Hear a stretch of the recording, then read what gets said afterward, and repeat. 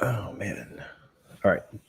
Welcome to Double Fries No Slaw. We are back. It's July 4th, patriotic episode. Richie's got his what do you got over there? What are those ices called, It's a Richie? bomb For the pop, folks. man. Come on. Oh yeah. I don't know, man. Like I can't. I got bad eyes and stuff. And so anyway, we're celebrating all day today. I'm surprised that Richie's even coherent enough to do this. I saw him chipping golf balls into a pool earlier. But if you're listening to this on iTunes on Monday morning or whenever through the week, go back and check out Richie's shirt later because it's fantastic. We have a special guest tonight. We have two interviews, one live and then one that we pre-recorded last week. We'll jump right into the first one with former FSU athlete, FSU grad, FSU alum, and current American Olympian, USA Olympian, Nick Lucena. Nick, thank you so much for joining us tonight. How are you doing? I'm doing well. Except my son just tried to sneak here and spilled a whole ton of water everywhere. Trying to be quiet. Now he's trying to pick it up with one paper towel. Other than that, I'm doing good. Gonna grab a regular towel. But yeah, thanks for having me. No, that is I think if there's anything we've learned over like the last year and everybody like doing interviews and working from home and everything else is just like real life happens. Yeah. Like you just can't escape it. Like Yeah. my kids will be like perfect angels all day and then I'll get on a call with my boss and then they just want to both have like absolute meltdowns and I'm just like, why now? To his credit, he was tiptoeing, trying to be quiet, looking at me, making sure I saw him trying to be quiet, and then he tried to grab a full glass of water and just knocked it over. So, big gunner though. But other than that, man, yeah, excited about being on here. Thanks for having me. Yeah, no doubt. Well, we appreciate your time. So we had, I don't want to spoil the interview too much, but we had John Proctor, Katrina's coach, on Thursday. Obviously, he's going to Tokyo. I know that you were you've been everywhere and you've done a ton in Rio a few years ago. But like, can you even like put into words or sum up what it means to like compete for your country at an Olympic Games, and then not only to do it once, but now to be going back and doing it again? I know that's like the question everybody asks. I know that's a lot, but No. I'd love to hear what, like, can you even, like, doesn't put it into words. It doesn't seem real. Like it never was a goal of mine to kind of play beach volleyball, let alone represent the U.S. at an Olympics. So I've been fortunate enough to play in Rio and then do it again. So I'm trying just to enjoy this whole process and enjoy actually doing it again. And Rio, kind of everything was just like a blur. But it's awesome. I'm grateful. It's a little overwhelming if I start to think about it. So I don't really that much. But it's exciting. I'm excited to get out there. It'll be a little different in Tokyo than Rio. So I'm kind of interested into seeing how they're going to run it all with not being able to leave the village or kind of being isolated. And so it's almost going to be like a 3-week quarantine and then you're just playing volleyball on the side. So, but it's crazy, man. Like I was at Florida State 20 years ago and I wasn't playing volleyball or doing anything. So it's kind of random that it happened. So I'm just grateful and taking it all in. So how did you get into volleyball then? Because like you just said, you were at Florida State, you weren't playing. Was it something you did before that? And how this come about now that you're representing America in the Olympics? Yeah, so I grew up playing soccer, and then kind of like at the end of high school, my older brother kind of played, so I kind of just played for fun. But then when I got to Florida State, I started competing like in these local tournaments in Florida. I lived in a place called Jefferson Point. I don't know if it's there anymore, or which had a beach volleyball court right by the pool. So I was just there all the time and kind of got good, and it was fun. So when I graduated, I was just I met my partner now, Phil. He was at UCF. So we met each other probably our sophomore years, and we competed just for fun, kind of going to these local tournaments on the weekends, and we'd win like $100 or $200. But we were just trying to party or whatnot. Beach volleyball is kind of like that's kind of what it was when I was in school back then. But it was all by accident. And then after I graduated, I was just like, well, I'm going to try and do this for a little bit so I don't have to get a real job. And I've been able to avoid getting a job for some time. So it's all luck. It's really crazy. And Phil, same story, kind of. He went to UCF and played for their club team, but didn't, he just wasn't, he was like a tennis player. So it's all happened. I don't know. It's kind of, yeah, it really is random.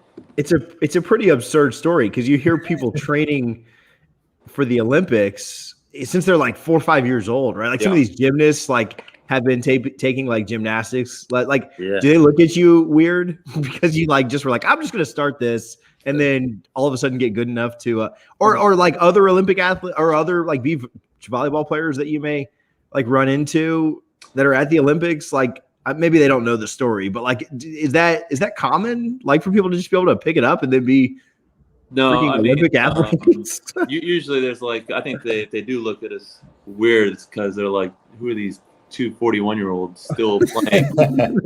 Like some of the kids are early 20s, and I'm like, man, that could be your dad. But it's not common. A lot of people kind of play that indoor collegiate or grow up in the club volleyball and then kind of go from there. So, but there's actually 3. Jake Gibb, who is who will be competing for the U.S. as well, didn't grow up playing beach volleyball. He kind of picked it up, I think, at a later years too. Uncommon. It just happens that we're doing it. How hopeful is it that you went to Rio back in 2016? So now it's a little weird because it should be 4 years, but it's 5 years later. But talking to Coach Proctor earlier in the week, it's going to air a little later today. He said that for him and Katrina was a huge learning experience going to the Olympics, seeing what it's like. And obviously it'll be a little different this year with, COVID protocols and whatnot, but having been there once, going back now, do you feel like you can just relax and just play and you're kind of overall the fanfare of going the first time? Yeah, we were kind of fortunate with Rio is since Copacabana was so far from the village, we kind of stayed by the site. So it was almost like just a random beach volleyball tournament for us. So for 2 days, we were kind of in the village, and that was kind of overwhelming. But then once we moved closer to the beach and where the tournament was being held, we had our own hotel. It was almost like we were just doing another international tournament. So I'm more curious because this year we'll have to stay in the village and we'll have to be around all the other athletes the whole time. Whereas in Rio, it was only the beach volleyball. We'd have our own place to work out, our own place to practice. And with Tokyo, we'll be with all the athletes. So I'm actually interested to see how it's going to go this year. I think it'll be maybe a little overwhelming with seeing and especially with all the protocols that they'll have and whatnot. But as far as the Olympics goes, and we have a little experience. So I think when it comes to playing, it'll be easier for sure. On that specifically, I know I asked you in my first question. I kind of asked how much it means to you, how big it is to be in the Olympics, and so maybe kind of a similar answer here that you just don't try to think about it. But how much different is it? Like playing, like can you just kind of block it out of your mind and just say like, hey, I'm just playing in another game when you're playing in an Olympic game, or is it there? Like, is it impossible to like block it out completely in that moment? Yeah. So when we played Rio, obviously it's probably the biggest stadium we played in, and you kind of once you start competing into the game, that kind of goes away. The whole, the overwhelming feeling that, hey, I'm in the Olympics, and usually, or with Rio, I was able to focus and kind of just compete when we had to. So my curiosity is like all the downtime we're going to have, and we're not going to be able to just, it's going to be a lot of downtime where your mind is just constantly thinking and spinning, and, you're probably thinking of all the matches and stuff like that. That's That's what I think is going to be harder to deal with than actually just competing when you're on the court. If that makes sense. Yeah, for sure. What are the so obviously I don't even know what they're going to do for it this year because you get all the COVID protocols and things that they have in place. But what were the opening ceremonies like in Rio? Like to be able to, you know, I mean, I remember. I just can't even imagine because then you're like, I mean, you're out there with like LeBron James and yeah, you know, like Phelps was there, right? Like like all of these people are just like, this is absurd, right? It was awesome seeing all the. I mean, the cool part was I think, you know, all the we were in the back. I don't know if they did it alphabetically with the sports, but somehow we ended up with the NBA guy. I mean, I'm pretty sure all the NBA guys just wanted to be around like the tall volleyball girls. So it was cool. I remember, you know, Kyrie Irving. I was like, man, this guy is he'll just sit somewhere and then there'll be a group of girls just following him, talking to him. But that was a little weird or kind of surreal. But I remember with the opening ceremonies, you just walked for about 2 hours before you even got to the stadium. So I remember being like, dude, this is long and tiring. And you don't really want to be on your feet that much, especially when you're competing the next day. So I remember we did that lap around, and I remember I'm just going to soak it all in. I'm not going to have my phone. A lot of people just were recording it. But it was awesome. It was such a cool, intense moment, and it was really brief because as soon as we did that lap, you know, we left. Like they took us off because we had to play the next day. So it was fast.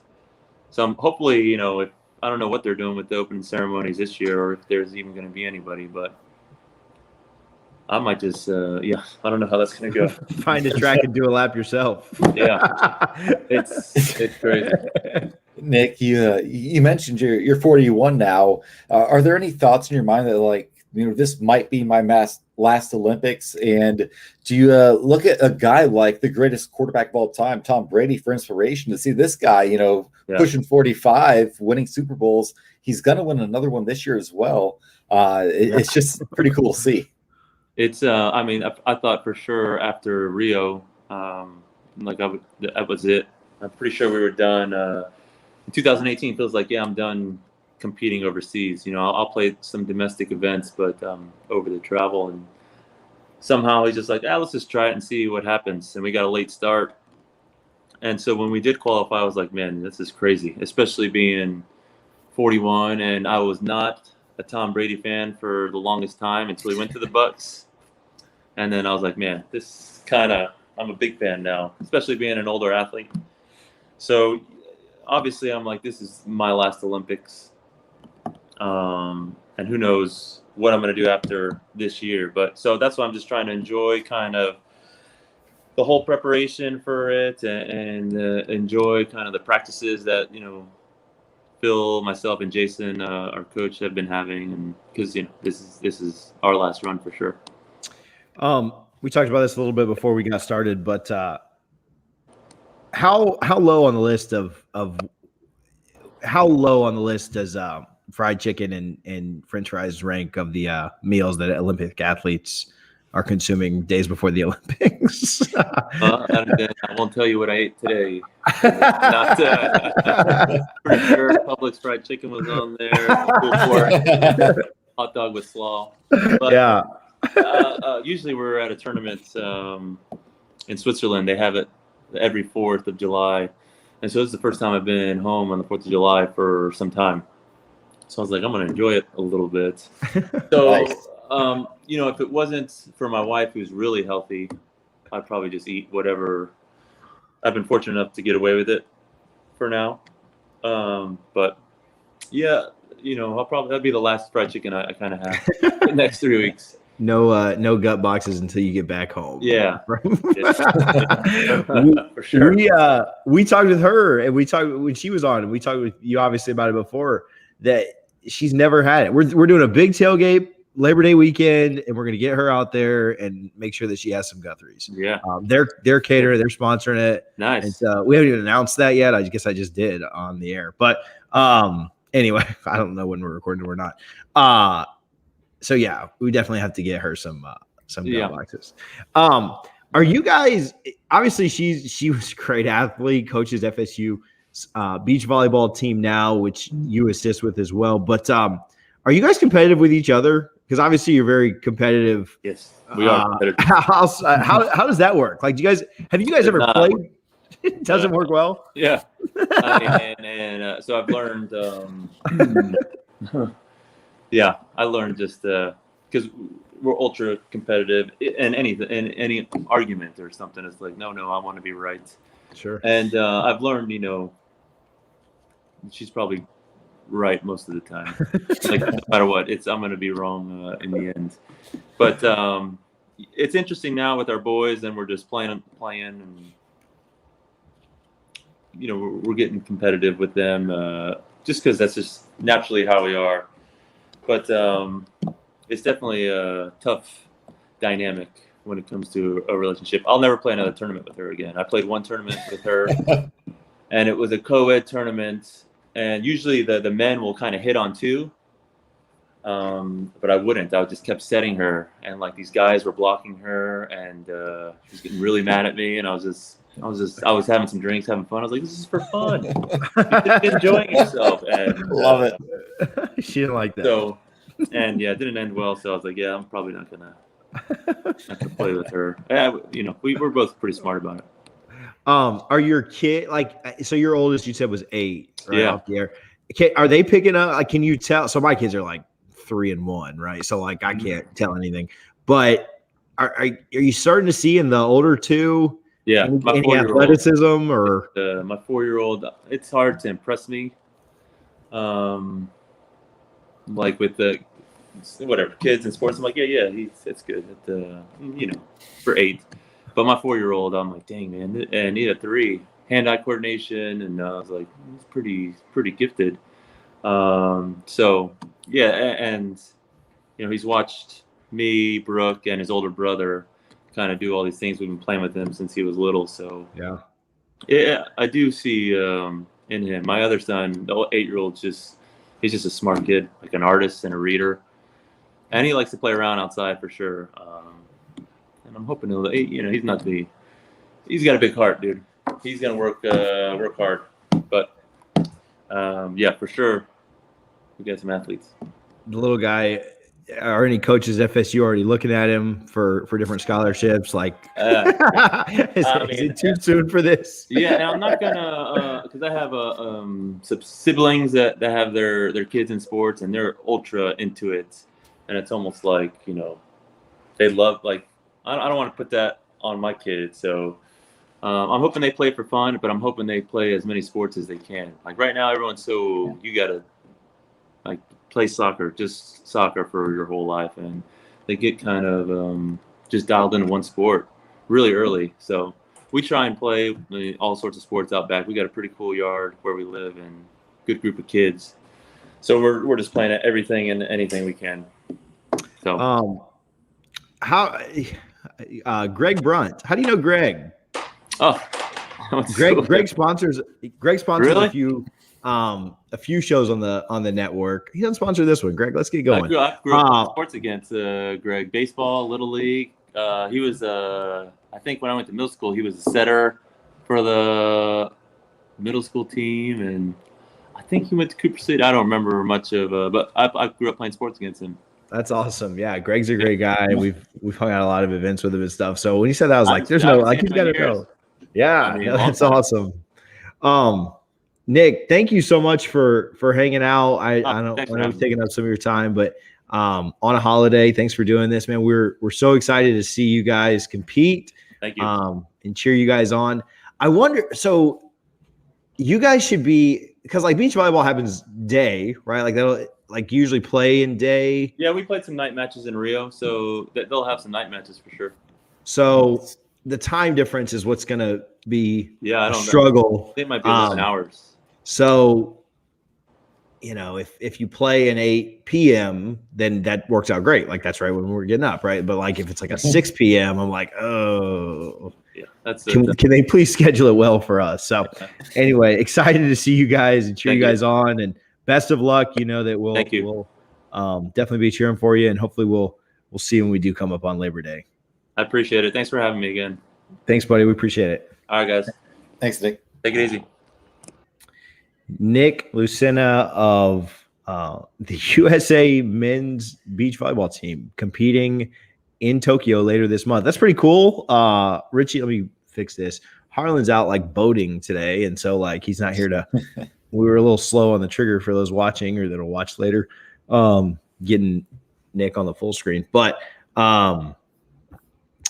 it's pretty cool to interview somebody that's like literally been at the Olympics and competed at the Olympics. They finished 5th in the Olympics last time in Rio, lost to the eventual gold medal winners, which were Brazil. And so they'll be competing again later this month at the Olympics.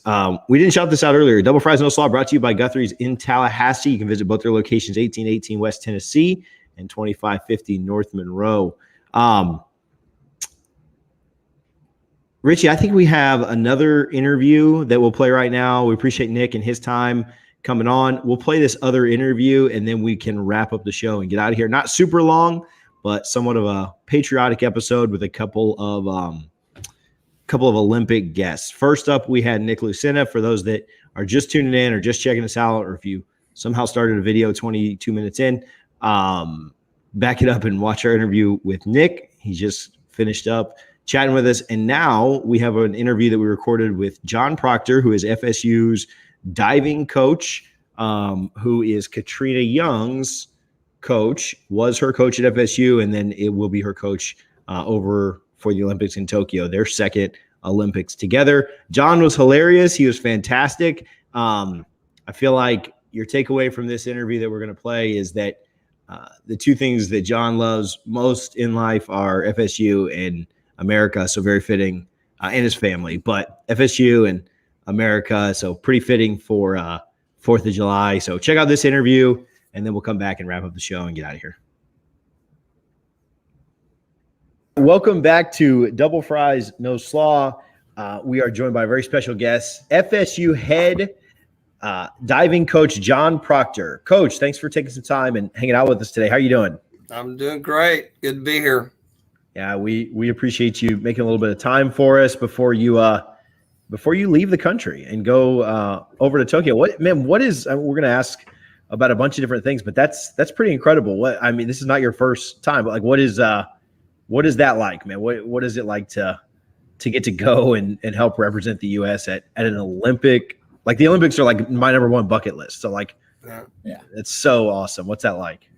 I think for swimming and diving people and really all the Olympic sports, it is the bucket list thing. I coached little kids for 20 years and it was always the goal.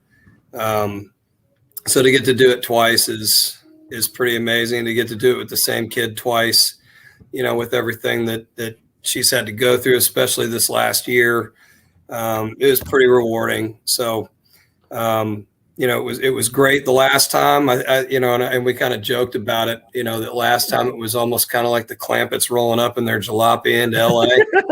And, this time, she's been there, done that, and she's older now and wiser and married, and this is she's a different person going into it, and I think I am too a little bit. So we're just excited to get to do it again. Yeah, obviously, Coach, talking about Katrina Young, who qualified for the Olympics, really cool to see. And for those of us who don't follow the Olympics, but every 4 years, that when it's or follow swimming, but every 4 years, how does that process work? Because obviously you coached her at Florida State. Does she reach out to you and say, "Hey, I want you to also be my professional coach and then my Olympics coach"? Or is that common? They take their college coach with them, or do they go find someone else? Or how does that process typically work?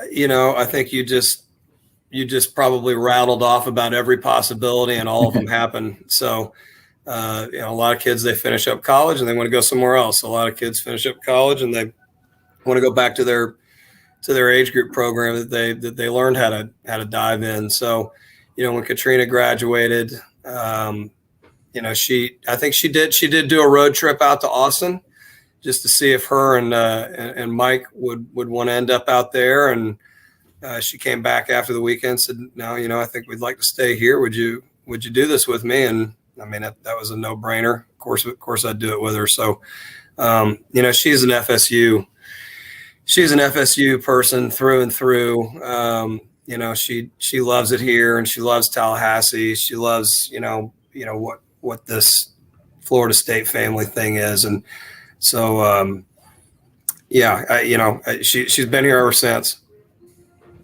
Yeah, and you mentioned, you know, how it's her second time. Obviously, you guys were in Rio 4 years ago, or I guess 5 years ago, since we didn't have the Olympics last year. I know you touched on it, but that experience has to help. We were talking to John Pock a few weeks ago on here about how he made his debut at the U.S. Open as an amateur, and he said he was just nervous as could be, but now he feels like he's ready because he's been there, experienced it. He talked to the pros, got a lot of tips. Was that much of a learning experience for her, reaching out to others out in Rio, or was it just being there, having done it? That's got to help a lot moving into this year. Yeah, you know, hats off to John Pock too. Boy, that was a lot of fun. I'm a golf nut, so I mean, I love what our golf program does here, and that guy's amazing. And you know, be the low am, you know, at the U.S. Open, that's amazing. So I can't wait to see what he does in the future. But yeah, as far as Katrina goes, having been there, you know, once before and been through the whole process, it definitely makes her a veteran, you know. I mean, and you know, and I was talking to my wife about this the other day because I am a golf nut. You know, those guys, and they've got 4 shots a year, you know, to become immortal, you know. Katrina gets to do this once every 4, you know, and she's a platform diver to boot. So, you know, your lifespan's pretty short. You know, I don't think many of these divers are going to be, you know, vying for a major championship over in Carnoustie or wherever it was that Tom Watson almost won it, you know, at the last one that he challenged at.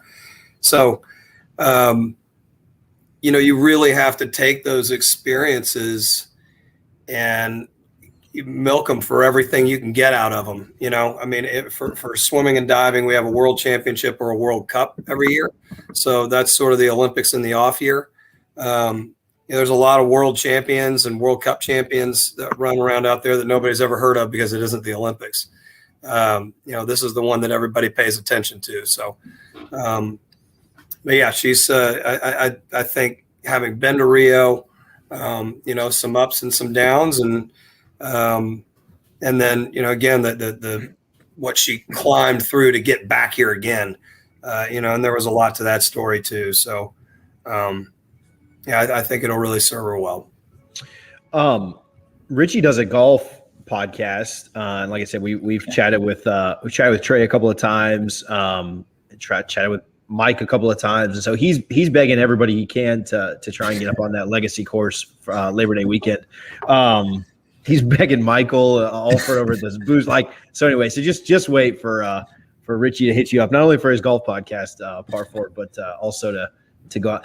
Actually, we're running the gamut. Richie is I think he's taking some batting practice from some of Lonnie's girls. He's going to try and return a serve from one of Jen's girls, and so if you want to go kick his tail on the golf course that weekend, that works too. Well, let's just go full tilt here. I've got a Speedo waiting for you if you want to go here and jump off the tower.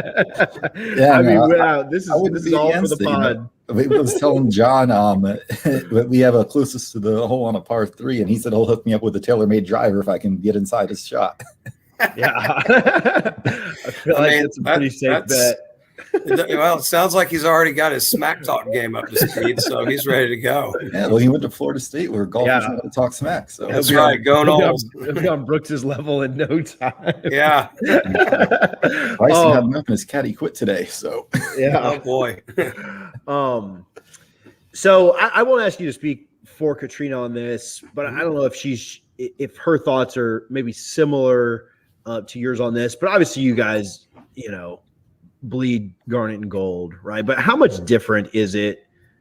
How much more special, like, you know, how much more pride is it like to go and represent the U.S.? Not only for her, but, you know, for you too, you know, like how different is that for you? Like I said, I coached little kids for 20 years, and it was always the highest honor to be on a national team and represent the United States.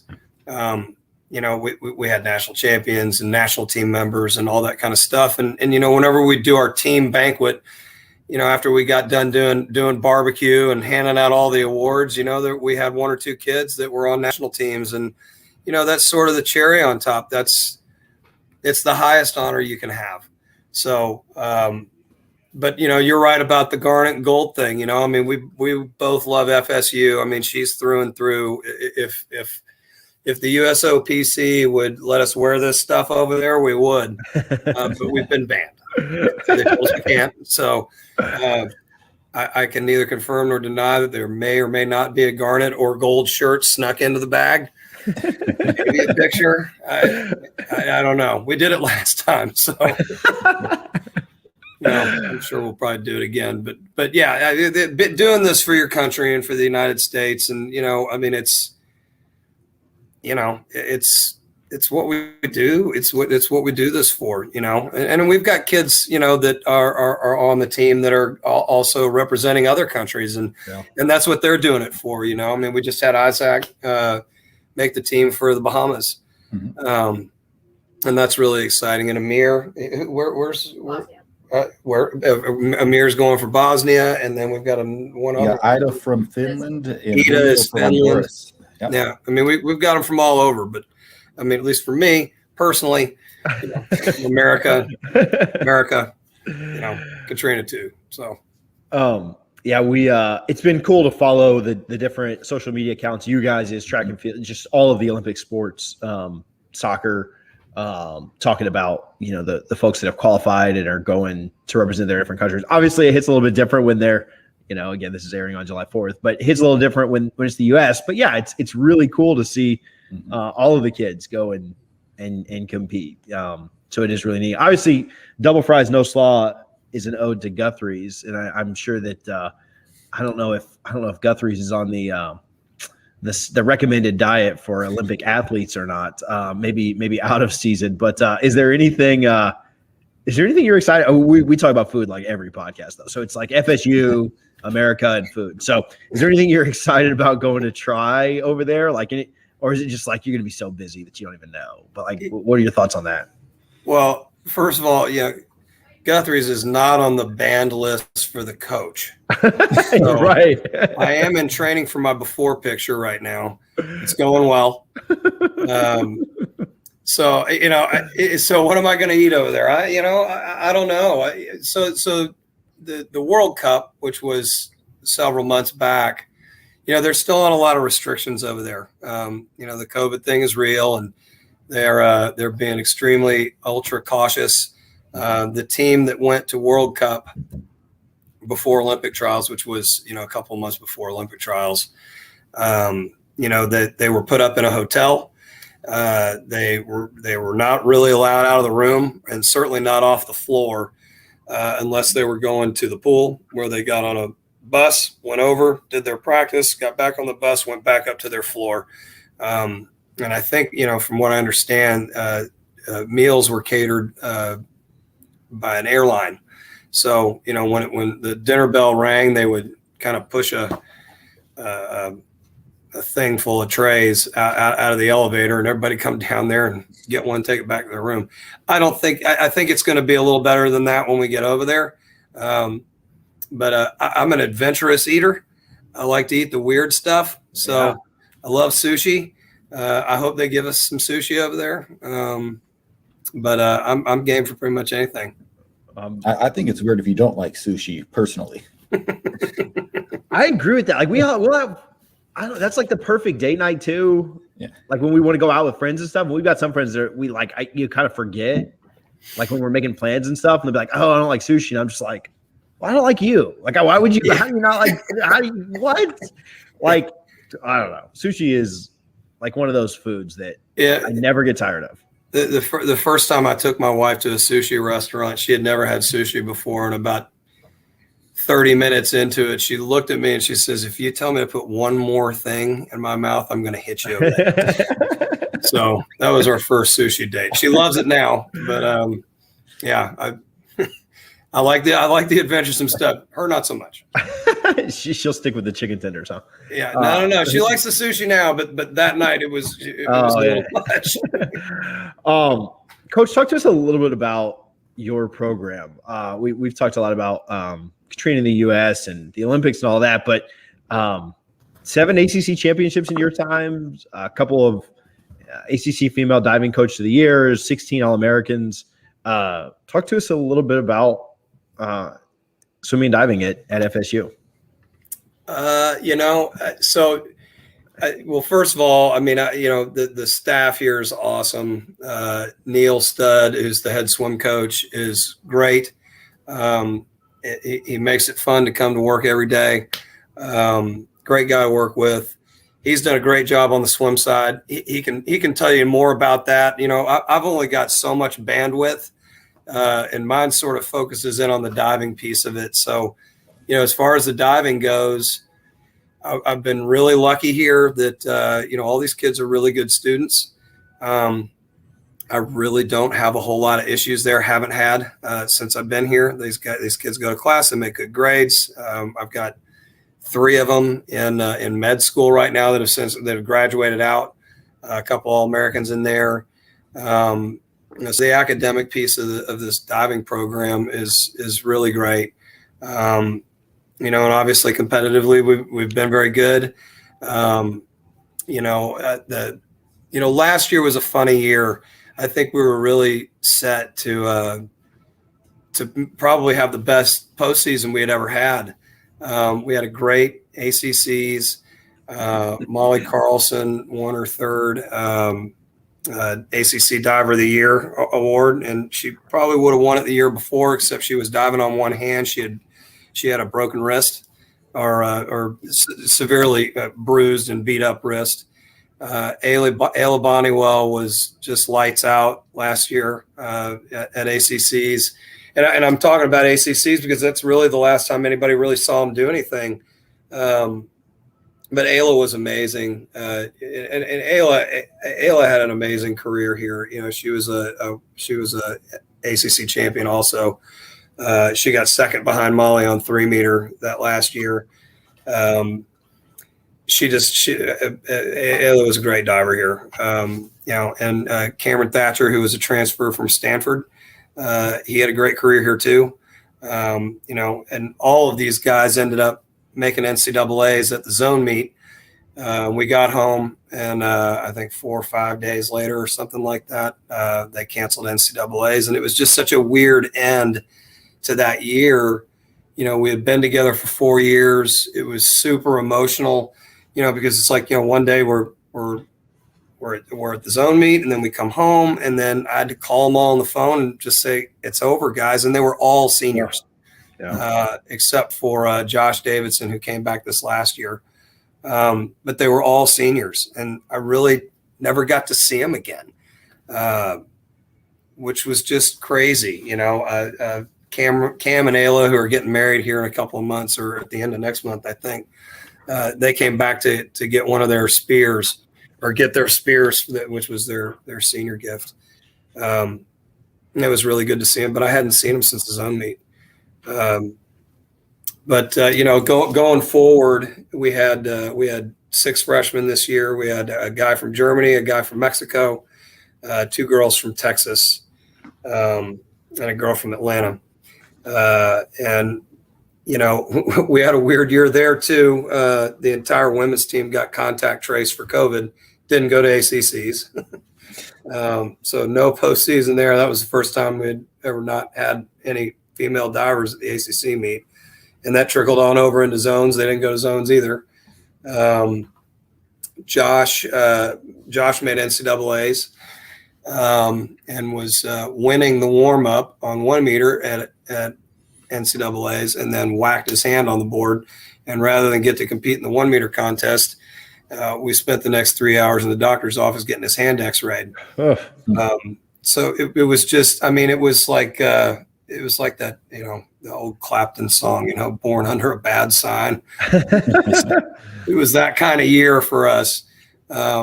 but again, you know, back to FSU swimming and diving, you know, Neil was super supportive through the whole thing. When the deal came back with the girls about the contact tracing and all that, we just kind of looked at each other like, well, go Knowles, you know, what are you going to do? You know, there was nothing anybody could do. It was just such a strange year for everybody. But got some good kids coming in next year. Got a girl from Colorado, a girl from California, a girl from Mexico, a guy from Canada, and another guy from Mexico. So we're looking good. We're going to have a really big team next year, but very competitive. Yeah, no, absolutely. We like to ask this as well. You know, understand what the general fund does, right? And with booster support, but I like to ask coaches individually. You know, I don't know if it's a neat story or a kid that's got to experience something kind of different or strange or great or whatever. But like, how does booster support really impact your program specifically? Like I said, I understand the whole general fund and that's how we operate, but give us a behind the curtain or behind the scenes peek at a way that booster support has positively impacted you guys. I mean, this doesn't happen without booster support. Period. End of story. We've got some really good, dedicated boosters that are very committed to our program and have been extremely supportive. I don't know what else to say. I mean, you know, we've had equipment paid for. We've had travel budgets shored up. You know, we got to experiment with some, you know, the Whoop watches, and that was all due to booster support. I think, you know, I might have heard a whisper about a new scoreboard maybe happening. Yeah. And that's all coming from boosters, and really, especially in this last year, you know, and even going forward, you know, I think COVID has, you know, pulled back the curtain and showed everybody the wizard back there pushing the buttons and turning the wheels. You know, we need these guys. We need help. You know, and our booster support is just completely. We have to have it. It's invaluable. Yeah. Yeah, and you know, President or CEO Alford spoke about that when we had him last time. He mentioned, you know, you guys have this beautiful new weight room that all student athletes will get. It was officially announced, and some really good photos that looked awesome. We'll appreciate your time, Coach. We'll get you out of here in just a second. But sure. Being 4th of July and all, I saw the Ron Swanson cutout earlier. What better American than Ron Swanson, right? He gets the surf and surf. You know, he's just all about the country. But who are some great Americans in your opinion on the fictional side, just for fun? Wow. Any character played by Will Ferrell. Yes. Okay. You know, Kenny Powers has to be up there. Captain America, you know, that's a good one. John C. Reilly, another good one. I'm super excited that this is coming out on the 4th of July. I'm definitely an America guy. You know? That's my handle on the Snap Face. What's it? The Instagram. My name is Dive Coach America. Love it. I love it. I love it. You know, Richie, I know we're recording this today, but happy 4th, everybody. Yeah, no doubt. Richie just dropped. That was like the hardest question we've ever asked him. Like, nobody's gonna do interviews with us if you keep dropping bombs. Like, you didn't even give him any preparation for that or anything. Like, who are your favorite American fictional people? I think I answered it well. I think you did really well. I think I nailed that, to use a diving term. Especially with how candid it was, right? Yeah. Like, usually we sit, like, if we have like something off the wall, we'll give somebody some prep. Not you today. Like. But that's the American way to like do things fly by the seat of our pants. That's right. That's how we do it over here. Get her done. Yeah. Coach Proctor, thank you so much for hanging out with us today. We really appreciate it. I'm excited for this to air when it comes on the 4th, but excited to follow you guys' journey over in Tokyo, and best of luck, man. We're super excited for it. Well, thanks, guys. It was fun, and you know, we'll have to do it again. Go play some golf.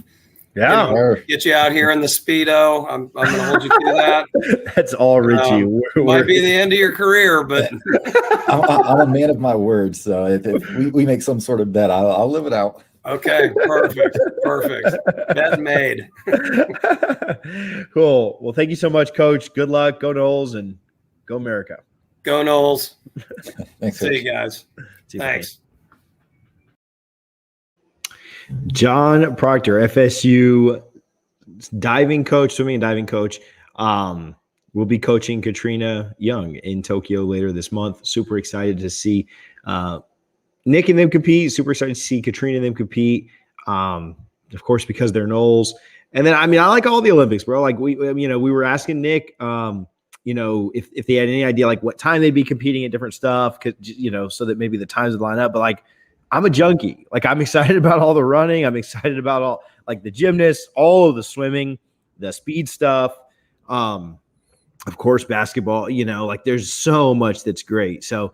I'm an absolute Olympic jumpy. I'm sad that the soccer is not taking place, just because obviously the Copa America and the Euros and stuff are going on. So they wouldn't hold a tournament like right after that. But excited for the Olympics. What are your favorite sports to watch? Yeah, man. For the Olympics, I love basketball. Obviously, men's, women's doesn't matter, and then the 100 meter, like that's the biggest thing for me. 100 meter, men's, women's, and then the 4x1 relay, and then the swimming as well. Swimming relays are must see TV. Yeah, especially because we dominate. Yeah, exactly. Like that's the most fun part. I'm going to watch the golf. We're great at some phenomenal storylines with the South Korean golfers. They're going to skip the British Open this week to prepare for the Olympics, because if they medal, they do not have to serve a mandatory 2-year term in the military at South Korea. So that they're playing for some big stuff.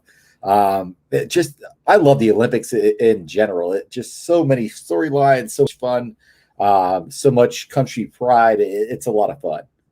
Yeah, no, they're a ton of fun. Okay, you dropped a bomb on Coach Proctor there. He handled that very, very well. That was funny to listen back to. I remembered it, but it went really well because I even told him, I was like, man, Richie dropped that bomb on you. And then he's like, but I did well, right? Like, and I was like, yeah, you crushed that. Like, you absolutely crushed it. I'd have totally like went mind blank and frozen up there. So Coach Proctor, actually, he texted me yesterday. And was like, listen, I'm serious about golf for Labor Day. So I was like, all right, man, we'll make it happen. I'm there. So I was like, all right, we'll see you up there. So of course, appreciate his time, appreciate Nick's time. And like I said, super excited for them to see it. You dropped the bomb on him. I'm not dropping as big of one on you. I texted you this while that interview was going on, so you had a little bit of a heads up. And then I didn't think about one for myself. But what's your favorite? If you have a couple, that's fine. Favorite 4th of July, like movie, summer movie, something around like the holiday. Yeah, man. Top Gun's one that I always watch around this weekend. It's at Miramar Air Force Base, which is at Pebble Beach, where the U.S. Open was just a few weeks ago. That's awesome. Jaws, right? And especially this year, it's fitting. It's like, it's like Ron DeSantis, like open the beach, like people lose their minds. And then one we watched this morning, which is just a classic, The Sandlot, right? Everybody loves The Sandlot. Mm-hmm. I feel like that's your classic summer American film. So many more that I could mention, but those are the first few ones to come off the top of my head. Yeah, my wife and I watched Jaws the other day. Fantastic, like always great. Sandlot is incredible. Independence Day obviously is great. Yeah. Patriot is great. Braveheart. We watched not Braveheart, The Patriot. Close enough. It's like the same movie, just different countries. Yeah. It's like the same exact, same plot, same. We're all fighting for freedom here, TJ. Right. What was it? We watched Hamilton last night. You seen Hamilton? We talked about this. Yeah. We actually, as we were picking up this morning, we were listening to the soundtrack. So that first song is it's great. But there's some bangers in that. Like we watched it last night, and Karen and I kept looking at each other, like every song, and just going, "Oh my gosh, I forgot how good this one was." And then like 4 or 5 songs in, we were just like, okay, we're going to do that every song. Like we're just, you know. See, I love the rap battles, especially like when they're talking about when they're ready to do the duel and they have the 10 rules. Like, yes, I love that, man. That's awesome. Those and the rap battles are fantastic. Like like the cabinet battles or whatever. Those are so good. The guy that played Jefferson was fantastic. So and Lin-Manuel Miranda, he's probably the worst actor in the whole thing, which is fine, but he is an absolute genius. And just the way that he was able to write stuff, I'm sure we're losing all of our listeners. Everybody's tuning this out right now. As the we way, talk Hamilton, the way that he was able July. Come on, here we go. We gave you 2 Olympic athletes. What more do you want? Yeah, right. Let's get some takes off. But the way that he was able to write stuff write the songs over into each other several times, right? Like the same lyrics, the same beats and stuff got used in the songs, kind of intertwined. It was really, really good. And then the story of Hamilton, they even mention it in the beginning, in the first song, how he is kind of the forgotten father. Like everybody knows, you know, Ben Franklin, George Washington, Thomas Jefferson, all those. But Alexander Hamilton was like really, really important to like life today. And so it's really cool. So some that I think about. I mentioned it when Nick had just come on, but what did you? I saw you putting. That pool didn't look very good for swimming, but it looked like a pretty nice green for putting. Now, we did not go into the pool today. So anybody in Central Florida knows it's been raining nonstop.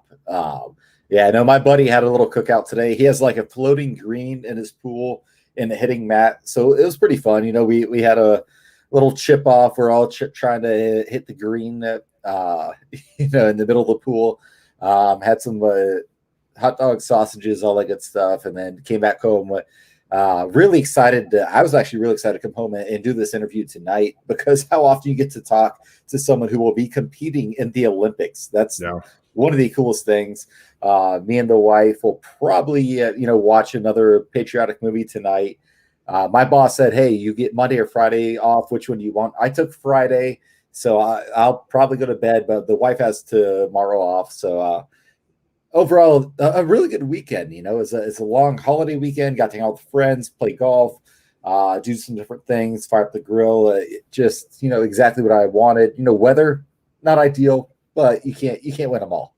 Yeah, I took the second half of Friday off, so that was nice to finish up a little bit early. We went and got tacos at this little local place here in Tampa. It was fantastic, like authentic or really good. Yeah. We didn't go to Taco Bell or, you know, something like this, but did that Friday. We went and hung out with Blast from the Past. Remember Daniel Glosser? We went and hung out with him and his wife, and they have a little girl that's a little younger than Elena, but they played. Daniel played at FSU 2012, 2013. I don't think 2014. I think it was a GA 2014, but played at FSU for a couple of years. So that was fun. And then, today we had went to church this morning. We got up and got out, came home, grilled out. Didn't rain, fortunately for the grilling and stuff. So that was good. And our in-laws came over for that. And then, like I said, took the kids. So after this, I'm just going to watch. I mean, they'd be down now anyway, but it was nice to have the evening off. But interviews were great. Those guys were fantastic to hang out with. If you're just tuning in, I saw we just got a bunch of new people because I just tweeted it again. But I saw we just got a bunch of new people join. We had Nick Lucena FSU men's beach volleyball. So is it Lucena or Lucena? No, Lucena. I went online and watched. I just want to make sure. I watched a video of him pronouncing it so that I didn't butcher it. I also don't like asking people. Cause I feel like if I'm having them on, I should know. And so I didn't want to ask him. With John Pock, I'm like, before we were live, I'm like, hey, is it Pack or Pock? He's like, no, it's Pock. I'm like, all right, thank you. Because I was dead set. There's a lot of confusion around that. Because people had said, but I found a video of Nick introducing himself and saying it. I was like, we're set. Right. We're good. We're good on this one. He was great. And then John Proctor was fantastic. He is going to be a fun guy to grab a beer with. I want to have him back on the podcast again. Like tonight. I bet I can text him right now. Just like, hey, click this link. Let's jump back on because he was fantastic. I already know that John Proctor is like setting off fireworks in his front yard. Like I'm about to go do myself. Probably watching, listening to Don McLean, American Pie, just having a great time right now. Absolutely. So, hey, we'll talk about this, and then I think we've done enough, and we'll wrap up. But the NIL stuff came out. I'm working on a guest to talk about some of the NIL stuff, and I'll kind of keep we'll keep you guys updated for when we have that. That might be a pop-up episode. We'll see. But we don't have to go super in depth with all the NIL stuff. It was cool to see Milton and really just a lot of the FSU players get to sign deals and have a lot of stuff upcoming and be able to profit off their name, image, and likeness.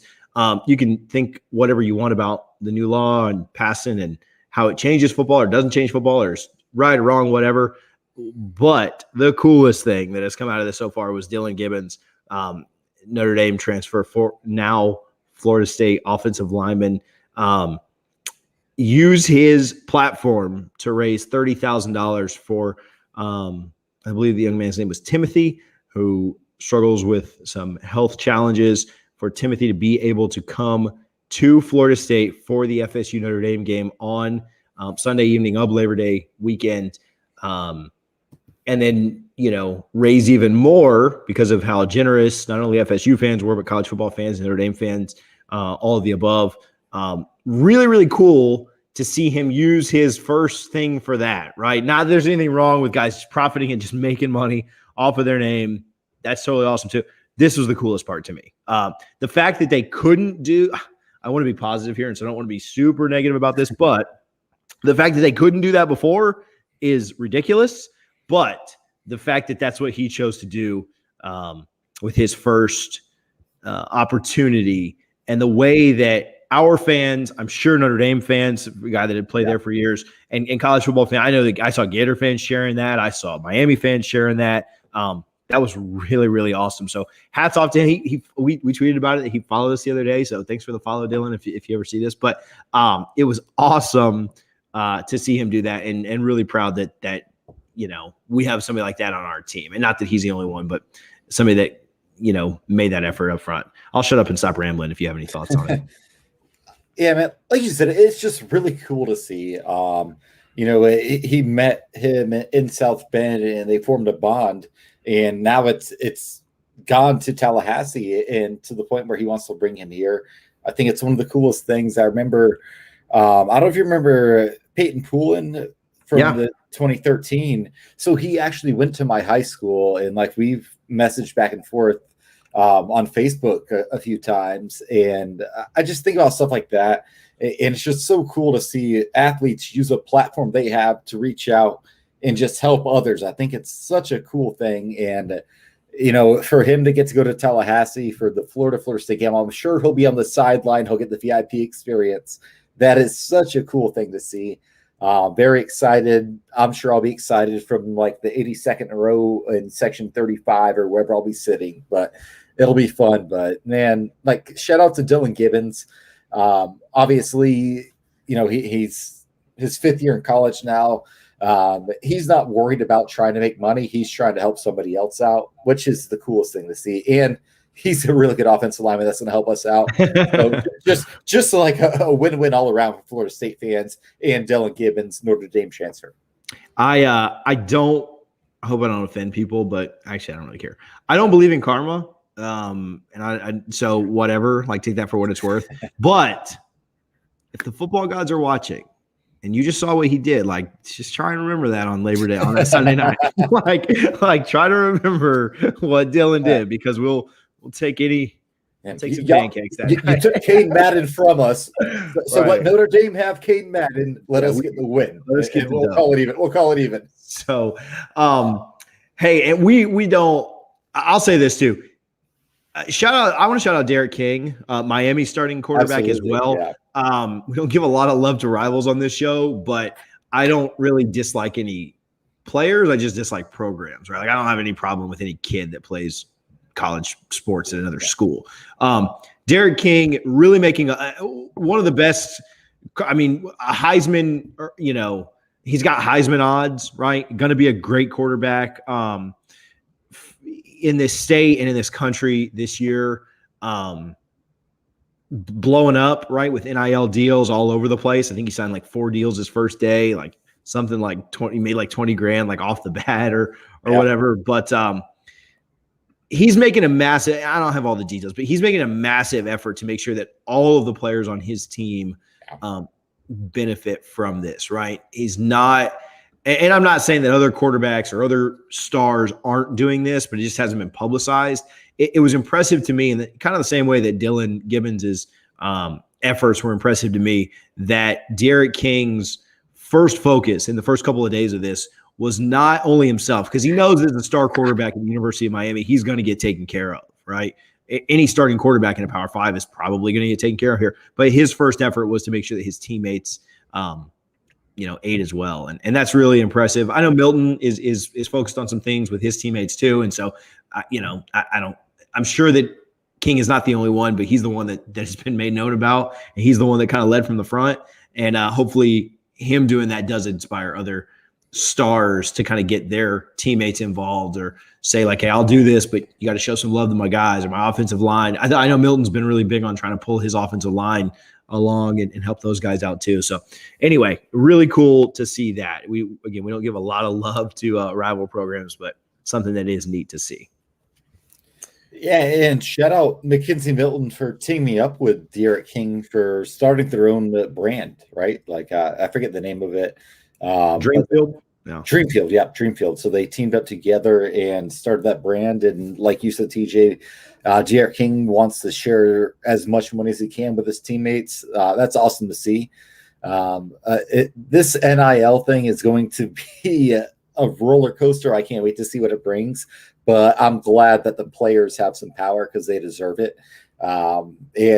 Again, it's their own name, image, and likeness, so they should have all the rights to it. So I'm glad that we're finally to a point where we get that, and we get NCAA football back pretty soon. Next, I don't know, 4 or 5 years. I think 2023. I don't think we get it this year. I don't think we get it next year. I think 2023. Yeah. Everything will be kind of finalized. It'll happen. Crossing my fingers, hoping that that's the case. Do you want the song this week? I've got a million America songs that I can play. Toby Keith. I like. Yeah. We could do whatever. So if you want to pick it, you can. If not, I'll take this one easy. Being the 4th of July, I consider myself a proud American. Give me Lee Greenwood, God Bless the USA. I can't think of a better song for the 4th of July. Gotcha. Thanks for tuning in, everybody. It was fun to do this on 4th of July with a couple of an Olympic athlete and an Olympic coach. That's not something I thought we'd be doing when we started this 11 months ago. I think 11 months ago today was our first episode. So getting close to that 1 year, but I didn't think we'd be talking with people in the Olympics in less than a year. So trying to stay hot. Until next time, we'll see you guys maybe for a pop-up, maybe not, but definitely see you guys next Sunday evening. And thanks for all your support. Go Noles.